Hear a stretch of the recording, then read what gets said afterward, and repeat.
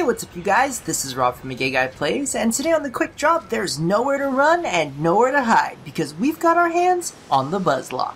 So, I lost my shit. As some of you may know, I love weapons with interesting mechanics, especially when the weapon itself isn't crap. So, when I first got my hands on the Buzlok, I seriously lost my shit. So for those of you who aren't aware, the Buzlok is a Grineer-themed rifle that can fire off a low-damage tracer round that causes bullets to home in on its target.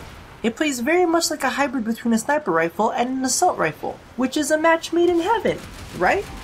So you can pick up the Buzlok in your dojo's chem lab after you've completed the appropriate research. But if you can't wait to bring this baby home, get it? Home? Like homing? God, I'm fucking killing it. Anyway, you can always pick this up in the market pre-built along with a catalyst and weapon slot for 250 plat. Now, the Buzlok's primary damage type is impact, which makes it really good at taking down corpus shielding. However, due to the low amounts of slashing and puncture, you're gonna want to add in the appropriate elemental combos in order to deal the optimal damage to anything else. Okay, so before we take a look at the cool stuff, let's get the basics out of the way.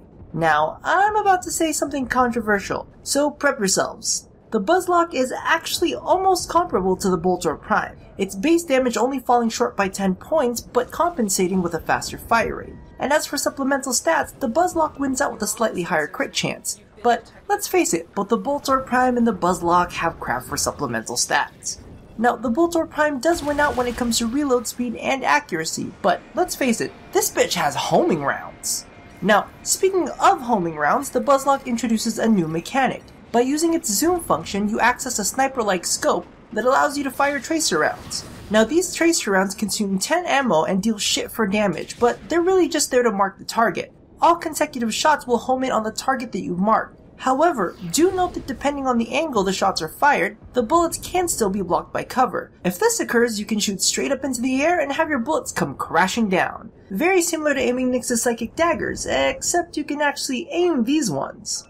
Now, there is definitely a couple things to note. It takes a bit of time for your bullets to stop tracking these tracers, even after your target is dead. The only way to instantaneously guarantee that your bullets won't track your previous target is to fire another set. Now, tracers don't just attach to enemies, they can also attach to walls, your kubro, etc. So if your shots start flying random places, you may have missed your tracer. As for the bullets themselves, they maintain the Buzlok's accuracy when it comes to hitting the tracer, meaning that even if you land a perfect shot on a boss's weak spot, the bullets themselves will hit the boss, but may not hit that exact mark.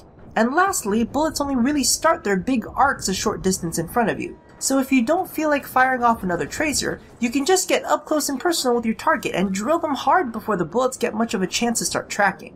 Speaking of getting drilled, can we talk?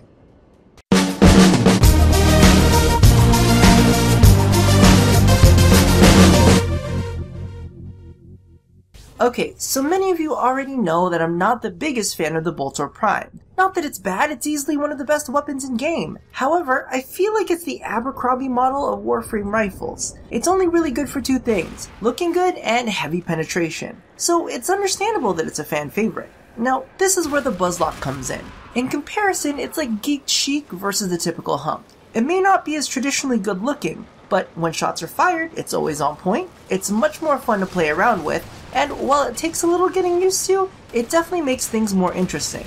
And let's face it, if anything is making its way through my back door, I take the Buzlok over the Boltor Prime any day. I mean, fuck man, that shit is ribbed. I don't even know if you'd be able to pull it out. Anyway, let's get back to the quick draw. So, all in all, the Buzlok is tons of fun. The new tracking mechanic is great for people who like to snipe, but it's just finicky enough to keep it from being too easy. And while its damage spread still doesn't reach the levels of the Boltor Prime, it comes with no innate polarities, and looks slightly too similar to a misshapen penis, I've got a feeling that this is going to be one of my favorite weapons up to date. The Buzlok is definitely going to get friendly with a decent amount of my forma, because I can't wait to see exactly how our new plaything performs.